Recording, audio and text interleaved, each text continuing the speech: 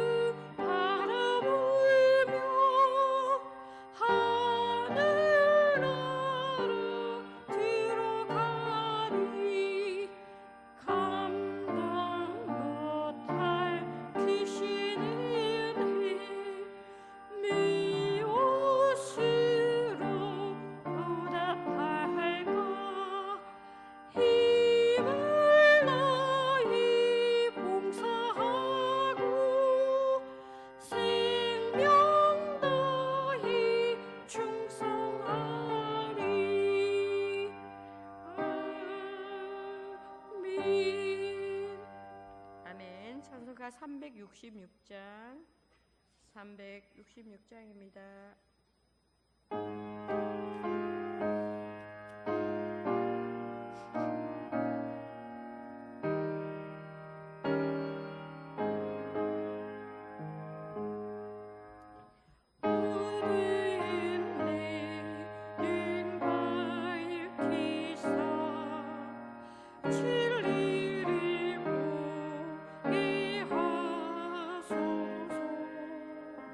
진리의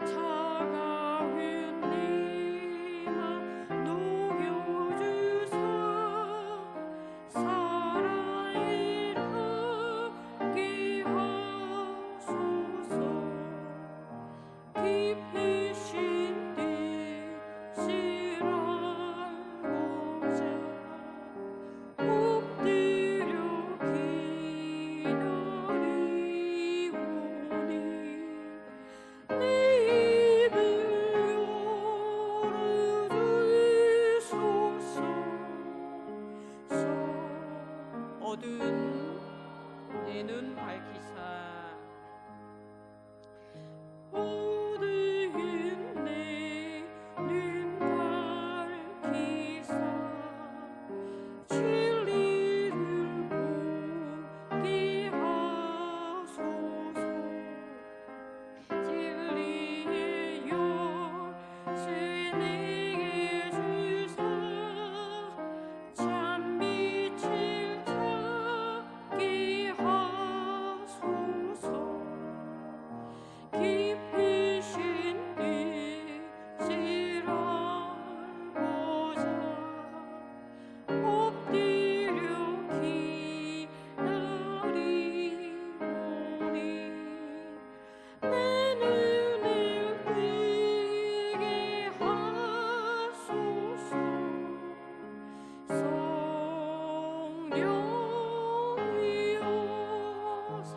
하시겠습니다.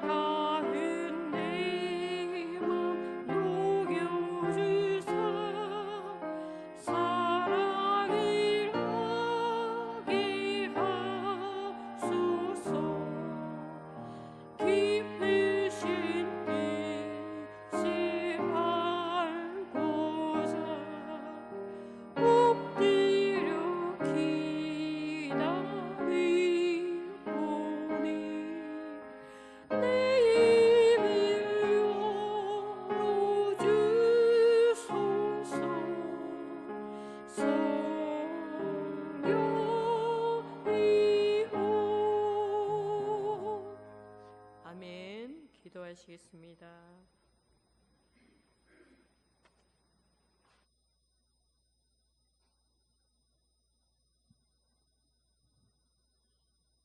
참 좋으신 아버지 하나님 감사합니다.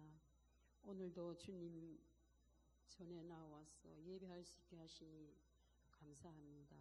주님 이 시간 주님이 함께 하시어 영광을 받아 주시옵소서. 주님 부족한 우리를 주님의 존귀한 자녀로 삼으시고 기뻐하시며 우리를 거룩하게 하신 주님의 그 사랑을 감사합니다. 주님 아버지를 알지 못하고 주님의 그 크신 사랑을 알지 못하고 아버지 하나님이여 죽어가는 저 많은 영혼들을 아버지 하나님이여 정말 저희들이 기요 진리요 생명이신 주님 앞으로 인도할 수 있도록 우리의 입술을 아버지 하나님이여 사랑의 입술로 변화시켜 주시옵소서. 하나님 아버지 주님 몸된 제단에 육신이 연약한 자들이 많이 있습니다. 강건하게 하시며 그들의 마음의 평강을 잃지 않도록 도와주시옵소서. 하나님을 더 가까이서 바라볼 수 있는 믿음을 주옵시고 아버지 하나님 주님 우리 은암진일교회의 담임 목사님 부재 중에도 하나님께서 우리 교회를 사랑하시사 박정훈 목사님을 이렇게 보내주시고 또 은혜의 말씀을 시간 듣게 하시며 흔들림 없이 잘 이끌어 갈 수 있도록 도와주심을 진심으로 감사드립니다. 하나님 아버지 앞서서 주님 일하시며 기도와 수고를 하시는 장님들을 하나님이여 굳게 세워 주시옵소서. 복을 주시어서 사명을 잘 감당할 수 있도록 주님 도와주시옵소서. 하나님 모든 재직과 성도들의 가정과 심령을 지키시며 인도하여 주시옵소서. 교회 학교를 주님 부흥시켜 주시옵소서. 선생님들과 지도하시는 목사님, 전도사님 하나님이여 선생님들에게 지혜와 능력을 더하여 주시옵소서. 하나님 아버지 이 나라 이 민족을 주님 함께 하시고 주님 복을 주시옵소서. 우리 은양진교회 교회를 든든히 세워 주시옵소서. 하나님 담임 목사님 한일환 목사님을 보내주시니 감사합니다. 아버지 하나님이여 주님 또한 이 시간에는 주님 우리 박정훈 목사님을 통하여서 주님 말씀을 듣게 되었습니다. 성령의 두루마기를 입혀 주시옵시고 지혜롭고 은혜로운 말씀을 지나게 하여 주시옵소서. 우리는 그 말씀을 통하여서 하나님의 음성을 듣고 주님 우리가 실천할 수 있는 귀한 시간이 되시도록 주님 도와주시옵소서.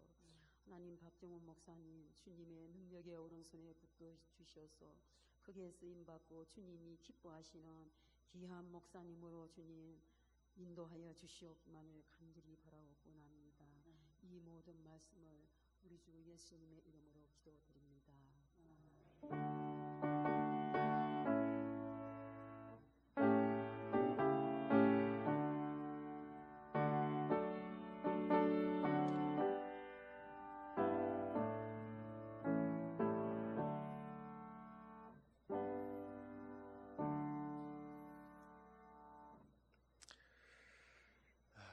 네, 오늘 주시는 말씀 창세기 35장 23절로 36장 8절 말씀입니다.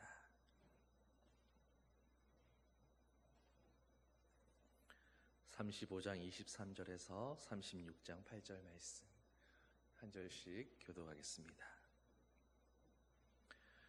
레아의 아들들은 야곱의 장자 르우벤과 그 다음 시므온과 레위와 유다와 이사갈과 스불론이요, 라헬의 여종 빌하의 아들들은 단과 납달리요,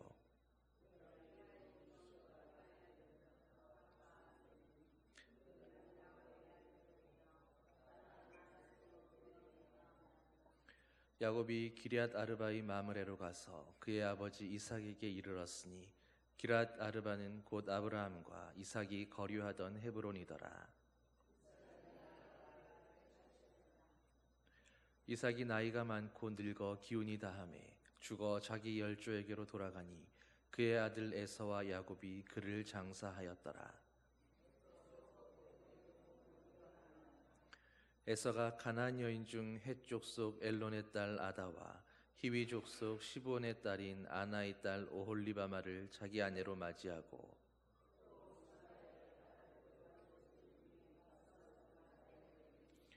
아다는 엘리바스를 에서에게 낳았고 바스맛은 르우엘을 낳았고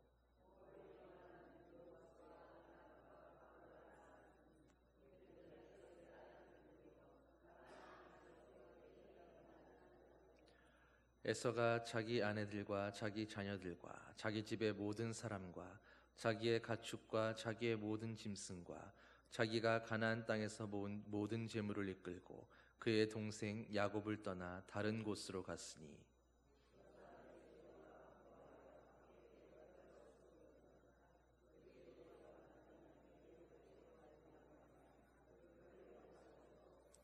(8절) 함께 읽겠습니다. 이에 에서 곧 에돔이 세일산에 거주하니라. 아멘. 기도를 너무 거창하게 해주셔서 오늘 무슨 말씀을 나눠야 될지 모르겠습니다. 여러분, 말씀을 읽어봤는데 어떤 생각이 드십니까? 족보 이야기로 도대체 오늘 무슨 이야기를 하면 될까요? 지금까지 우리가 야곱의 일대기를 쭉 함께 하면서 살펴왔습니다. 그리고 이제 오늘 본문에서 우리가 읽은 36장까지, 이때는 또 하나의 전환점을 위한 큰 단계라고 말할 수 있습니다. 지금까지 믿음의 조상 아브라함에서부터 이삭과 야곱으로 이어져 온 그 기나 길었던 족장들의 역사를 마무리 짓고 드디어 이제야말로 야곱의 12아들의 이야기, 이스라엘의 12지파 이야기가 본격적으로 시작될 거다라고 말할 수 있는 것이지요. 물론 이 이야기도 여전히 요셉이라고 하는 한 인물을 중심으로 전개되지만, 그러나 우리가 알아야 할 것은 그 요셉이라고 하는 한 사람의 이야기가 이제는 그 한 사람만의 이야기가 아니라 바로 하나님께서 만들어 가실 그 이스라엘이라고 하는 나라, 한 민족, 그들의 12지파를 지키고 세우시기 위한 하나님의 큰 그림 가운데 그 안에 있는 계획이고 설계였다라는 것을 이해하며 바라볼 수 있어야 합니다. 여러분, 그런 그림을 머릿속에 염두에 두고 이제 오늘 다시 오늘 본문으로 돌아가 봅니다. 본문을 보면 먼저 야곱의 12아들들의 이름이 차례대로 나오는 것으로 시작됩니다. 이들 12아들들은 후에 12지파의 조상들이 되는 아들들입니다. 여기에 보면 각기 제 어머니에 따라서 자식들이 분류가 되어 있고, 차례대로 레아의 아들들과 라헬의 아들들, 그리고 여종 빌하와 실바의 아들 순으로 정리되어 있습니다. 본처의 자식들이 첩의 소생들보다 먼저 소개되고는 있지만, 그러나 그것은 차례대로 기술해야 하는 그 글자의 한계 때문이지, 그렇다고 첩의 자녀들이 차별을 받거나 부당한 대우를 받은 것은 아닙니다. 이들 12아들은 모두 하나님의 계획 안에서 공의 동등한 권리와 약속을 받은 하나님의 후손들로서 12지파의 조상들이 되는 영예를 누립니다. 이는 신분이나 인종이라는 인간의 모든 질서를 초월해서 오직 하나님께서 계획하고 택하신다라고 하는 하나님의 절대적인 주권을 의미하는 것입니다. 야곱의 12아들들, 이들은 장차 이스라엘 12지파를 세우기 위한 초석이요, 그것을 위한 준비요, 12지파는 신약의 12사도를 예표하고 나아가서 택함받은 모든 하나님의 백성들, 하나님께로 불려 돌아오는 모든 인류를 상징하는 그 전부를 예표하는 대표들이었던 것입니다. 그리고 무엇보다 바로 이것이 하나님의 뜻이었기 때문에, 그렇기에 하나님은 오늘도 이 12아들을 시작으로 오늘 이방인인 저와 여러분들도 그렇게 부르시고 택하셔서 오늘 이 자리까지 불러주시고 인도하신 것입니다. 여러분, 이것이 바로 하나님의 계획이었고 하나님의 은혜입니다. 그렇기에 우리는 주님 앞에서 오늘 내 기도를 들어주시니 안 들어주시니, 내 어떤 소원이 이루어졌느냐 안 했느냐, 그런 것이 아니라 바로 주님의 그 계획하심 속에서 우리가 하나님을 아빠 아버지로 부를 수 있는 이 자리 가운데 있다라는 그것 자체만으로 주님의 구원의 은총 안에 속한 자가 되었다라는 그 사실 하나만으로 충분히 감사하며 기뻐하며 그 은총에 감사하고 하나님께 예배해야 하는 것을 잊지 말아야 합니다. 여러분, 그러므로 우리를 택하셔서 자녀 삼아주신 그 은총으로 말미암아서 우리는 오늘도 더욱 하나님을 온전히 따르는 그런 순종과 믿음의 삶을 사는 것이 우리의 당연한 본분이기에 오늘도 그렇게 하나님 앞에 순종하며 주님의 말씀을 청종하며 하나님이 기뻐하시는 아들과 딸의 모습으로 그렇게 살아가는 그런 저와 여러분이 되어야 하는 것입니다. 여러분, 어쨌든 이제 이렇게 12지파의 토대가 되는 이 12아들의 명단을 쭉 소개한 후에 그리고 이어지는 이야기는 바로 이삭의 죽음에 대한 말씀입니다. 이것은 한 시대가 끝이 나고 그리고 또 다른 새로운 시대가 시작된다라는 것을 말해주는 것이라 할 수 있습니다. 앞에서도 말씀드린 것처럼 아브라함에서부터 이어지던 그 족장들의 시대에서 이제야말로 12지파의 시대로 바뀌어가고 있다라는 그런 지표가 되는 사건인 것입니다. 27절을 보면 야곱은 마침내 아버지를 떠나가야 했던 그 기나긴 여행 끝에 다시금 아버지 이삭을 헤브론에서 만나게 되었습니다. 여러분, 장장 20년이 넘어가는 세월입니다. 그 긴 세월이 흐른 후에 마침내 다시 만나게 된 그런 부자지간인 것입니다. 아버지 이삭과 또 아들 야곱이 그 순간 얼마나 감격적인 재회를 나누었겠습니까? 지난 시간들이 주마등처럼 지나가면서 원망도 있었고 미움도 있었고 두려움도 있었겠지만 그 모든 시간들이 한순간에 녹아가고 아버지와 아들의 사랑만 남아있었던 만남이었을 겁니다. 그런데 안타까운 것은 그렇게 재회하고 다시 만난 그 시간들이 얼마 가지 않았다라는 겁니다. 이제 아버지 이삭은 얼마 지나지 않아서 죽음을 맞이해야 했다라는 것입니다. 여러분, 인생의 낙이 무엇이겠습니까? 우리 인생 가운데 맞닥뜨리게 되는 수많은 어려움과 또 여러 고통과 고난들이 있겠지만 어쩌면 그 중에서도 가장 큰 고통과 슬픔은 누가 뭐래도 죽음이라고 말할 것입니다. 이 죽음만큼은 아무도 비켜갈 수가 없는 관문입니다. 이것이 바로 우리의 인생이며 우리의 인생길에서 만나게 되는 필연적인 경험입니다. 여러분, 그러나 우리가 믿는 자들이고 믿지 않는 세상 사람들과 다른 것이 무엇이겠습니까? 우리가 인생의 숙명인 죽음에 대해서 오직 그 죽음 자체만을 생각하고 만다면 우리의 인생은 참으로 덧없고 소망 없고 연약하고 한심하기 그지없는 보잘것없는 존재처럼 여겨지겠지만, 그러나 죽음 자체만을 생각하면 인생이란 절망과 끝이라고 하는 그런 말 외에는 표현할 말이 없을 것만 같지만, 그러나 성경은 하나님 안에서 살아가는 믿음의 사람들만큼은 죽음의 참된 의미가 무엇인가를 바르게 알아야 한다라고 말씀합니다.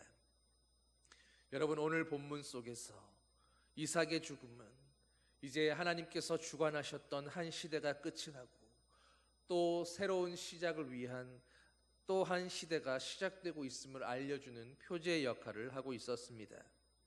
이삭의 죽음은 창세기 36장 1절과 맞물려 있습니다. 그리고 바로 거기에서 에서의 족보가 시작되고 있습니다. 그리고 또 창세기 37장에는 야곱의 족보도 시작됩니다. 이것이 창세기 12장에서부터 시작됐던 족장들의 시대가 끝나고 새로운 시대가 시작됨을 알려주는 것입니다. 사랑하는 성도 여러분, 우리의 인생들은 모두가 유한하기 때문에 언젠가는 반드시 끝이 있게 마련입니다. 그러나 중요한 것은 끝이 있는 우리 인생들을 품고 계시는 하나님께서 영원하시기에 하나님 그분의 뜻과 계획은 영원히 중단되지 않고 계속해서 이어진다라는 것입니다.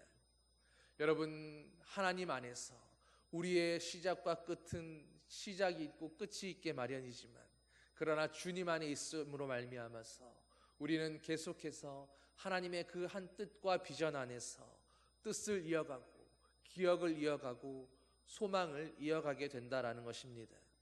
이것이 믿음 안에 있는 사람들, 하나님 안에서 살아가는 사람들의 놀라운 소망이고 비밀입니다. 그러므로 그리스도 예수 안에서 영원하신 하나님 아버지 안에서 우리는 우리 인생이 시작과 끝이 나면 끝나버리는 그런 덧없는 인생이 아니라 하나님 안에서 우리 인생이 정말로 어떤 의미와 가치가 있고 또 무엇을 향해 달려가는 인생인가 하는 그 인생의 참된 의미를 새롭게 발견해낼 수 있어야 합니다. 하나님 안에서 믿음의 한 세대가 가고 또 다른 한 세대가 찾아옵니다. 그렇게 인간의 역사는 시작과 끝이 있고 그렇게 반복되고 반복되지만 그 속에서도 하나님의 역사는 영원하며 하나님의 그 분명하신 뜻을 이루기 위해서 지금도 계속해서 이어져 가고 있다라는 것입니다. 그렇게 모든 믿음의 사람들은 바로 이런 하나님의 역사를 믿음으로 바라보면서 하나님을 의지하며 비록 유한한 시간 속에서 살아가지만 시작과 끝이 있는 인생을 살아가지만 영원한 소망을 이루는 소망의 삶을 살아가게 되는 것입니다. 바로 하나님이 창조하셨던 그때 그 아담과 하와에서부터 오늘 우리와 그리고 세상 끝날 날에 있을 그 마지막 믿음의 세대들까지 하나님의 구원 역사라고 하는 그 영원한 소망을 바라보면서 그 뜻을 이루기 위해 함께 협력하며 영원의 시간 속에 함께 살아가고 있는 것입니다.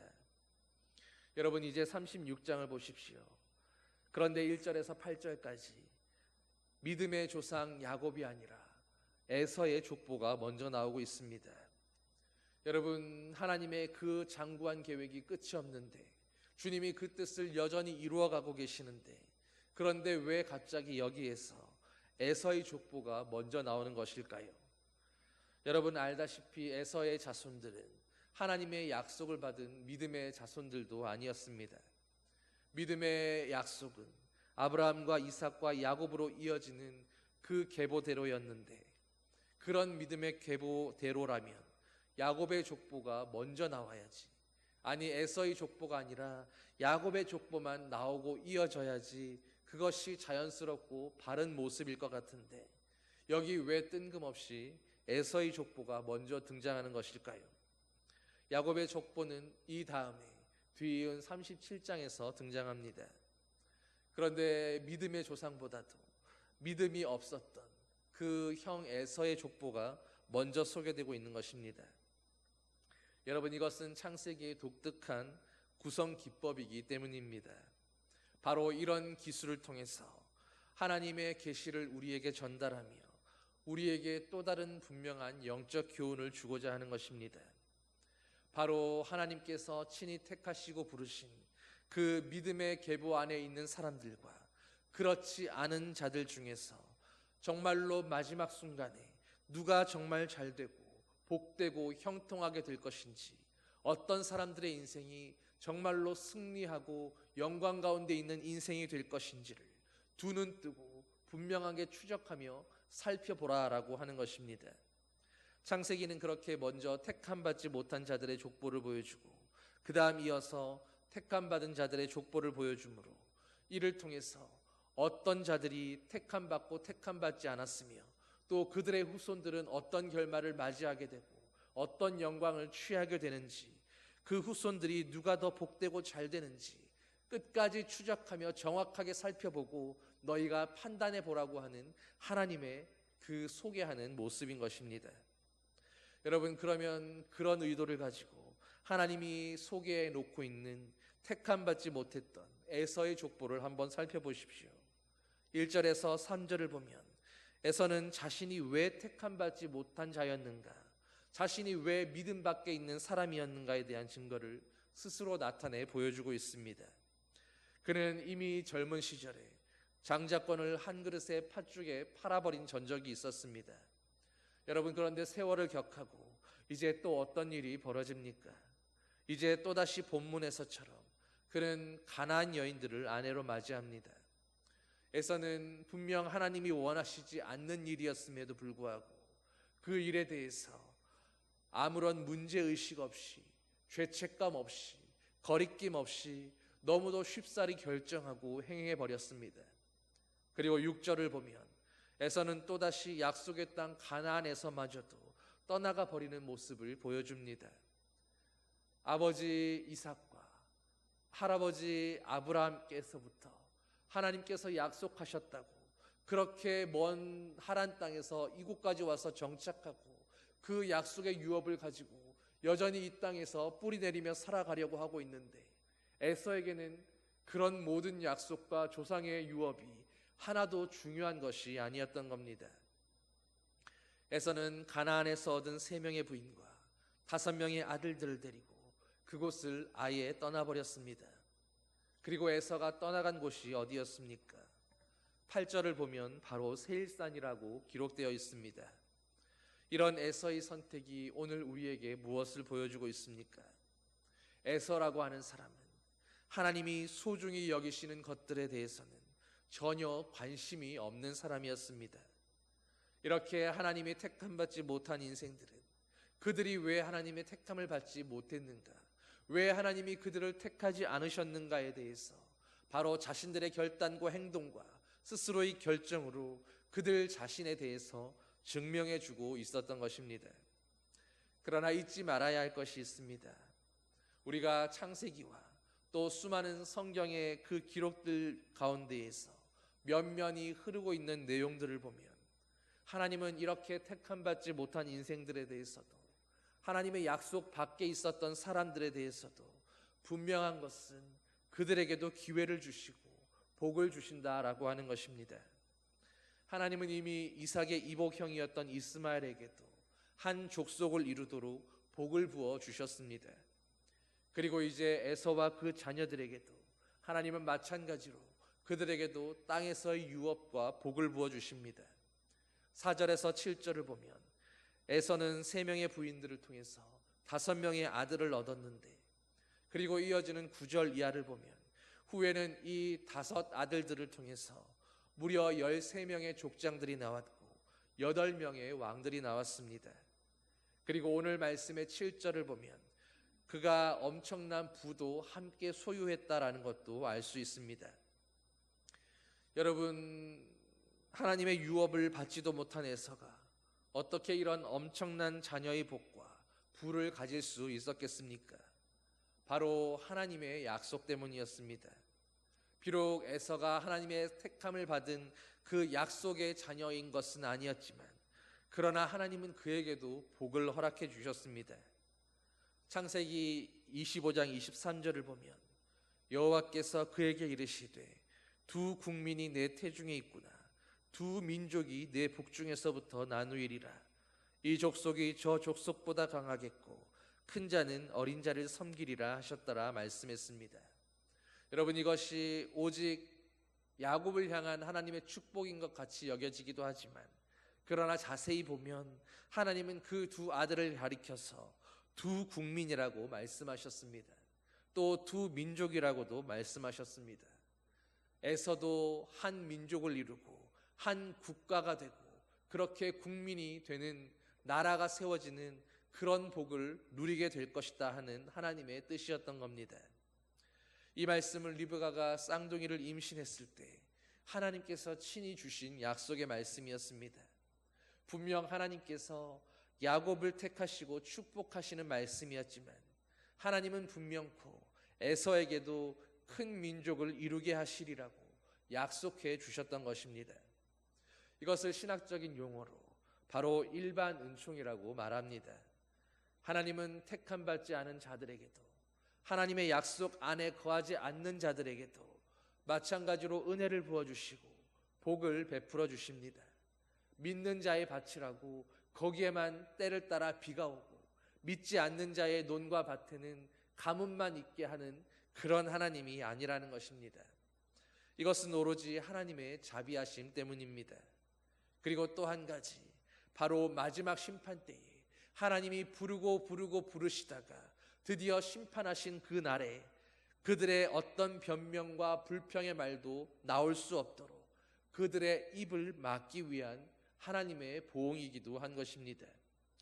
그리고 중요한 것은, 오늘 우리는 이런 하나님의 일반 은총뿐 아니라 특별한 복, 특별한 은총을 받은 하나님의 택함 받은 자들이다라고 하는 것입니다. 이삭과 야곱과 같이 이 특별 은총은 당연히 모든 사람들이 받는 일반 은총과는 비교가 되지 않습니다. 그것은 세상의 부가 아니라, 세상에서 잘되고 유업을 얻게 되는 그런 정도의 복이 아니라, 바로 성령 안에서 하나님의 택하신 그 뜻 안에서 영원히 죽어야만 하는 죽은 영이 살아나서 예수 그리스도를 믿고 하나님의 자녀로 부름받는 그런 특별한 복이고 은혜이기 때문입니다. 사랑하는 성도 여러분, 우리는 바로 하나님의 이 놀랍고 특별한 은총을 받은 그런 사람들입니다.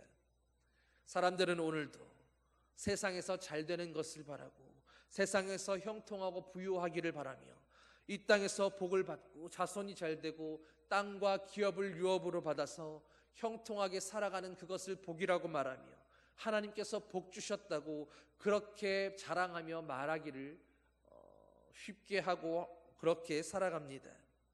그런데 그 모든 일반 은총보다도 오늘 우리 모두에게는 이 땅에서 부유하지 않아도, 자손이 형통하지 못해도, 오늘도 삶이 곤고하고 고난 가운데 있다 할지라도, 내 형편이 넉넉하지 않고 하루하루 벌어먹고 살기 힘든 그런 상황이 있을지라도, 우리가 하나님을 아버지라고 부를 수 있는 그것만으로도, 주님께 나와서 부르짖고 기도할 수 있다라는 그 이유 하나만으로도 그 무엇과도 비교할 수 없는 특별한 사랑과 은총을 받은 것이라고, 이미 하나님의 놀라운 복 가운데 있는 것이라고 바로 그렇게 말씀하고 있는 것입니다.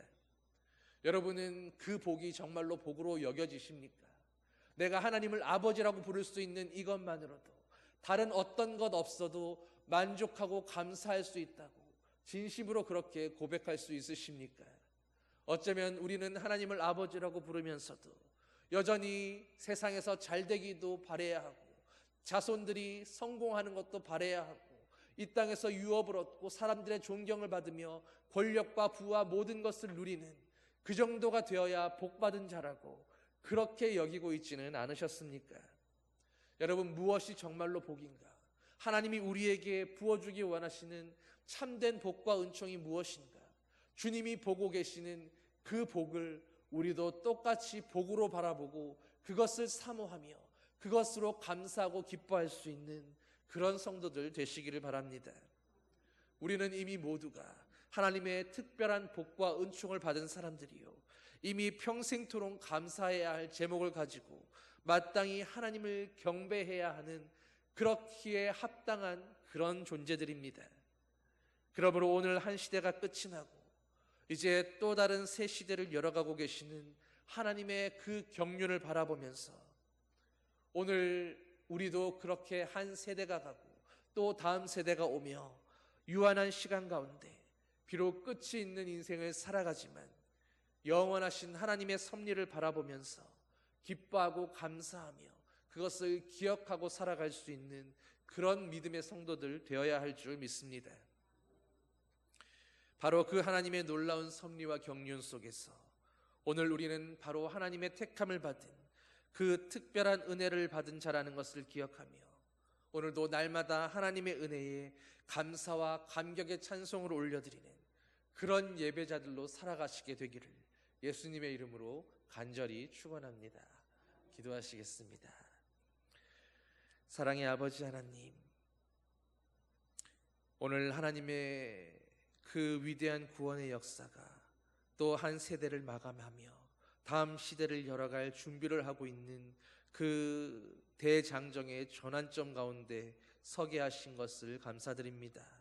우리가 하나님의 그 놀라운 역사 위에서 오늘 그 전환점 가운데에서 지나왔던 그 역사의 시간들과 믿음의 선진들의 그 여정들과 또 이제 앞으로 12지파의 이스라엘이 주님 앞에서 걸어가야 할 그 수많은 실패와 시련과 연단과 순종의 시간들을 믿음의 눈으로 바라보면서 하나님, 한 세대의 유한한 시간이 아니라 창세 때로부터 마지막 세대까지 주님이 이끌어 가실 그 영원한 구원의 역사를 믿음의 눈으로 늘 조망하고 바라보며 살아갈 수 있는 믿음의 자녀들 되게 하여 주시옵소서.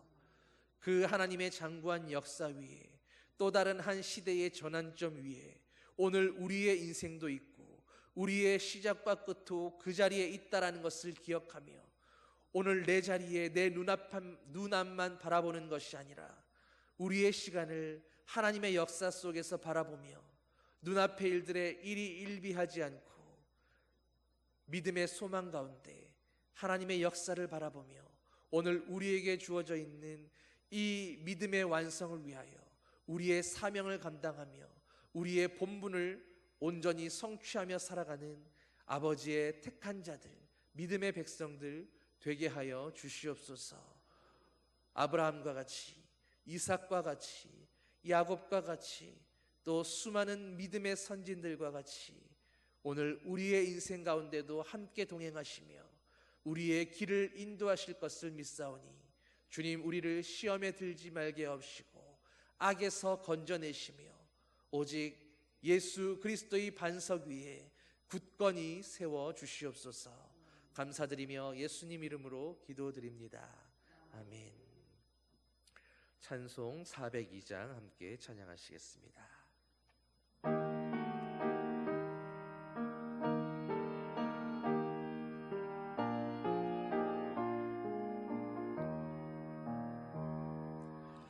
나의 반석, 나의 방패, 나의 피난처, 나의 힘이 되신 주님 사랑합니다. 원수들이 둘러싸고 나를 누를 때 부르짖는 나의 기도 들어주셨네. 주 앞에서 깨끗하게 사는 사람들,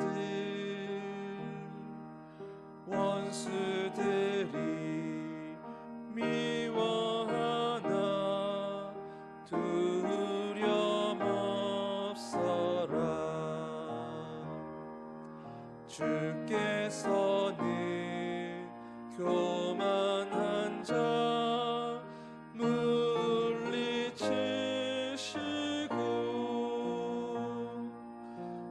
겸손한 자 높이시며 지켜주신다.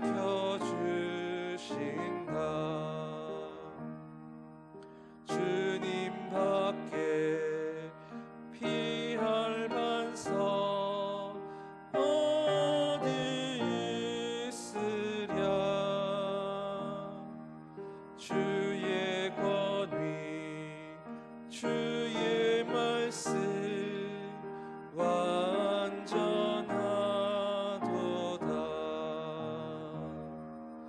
강한 팔로 붙드시고 보호하시며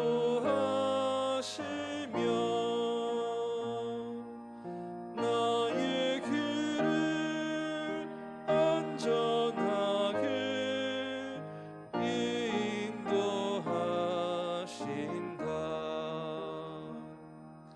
살아계신 하나님께 찬양 드리며 구원의 주 하나님께 감사드리세. 한결같은 사랑으로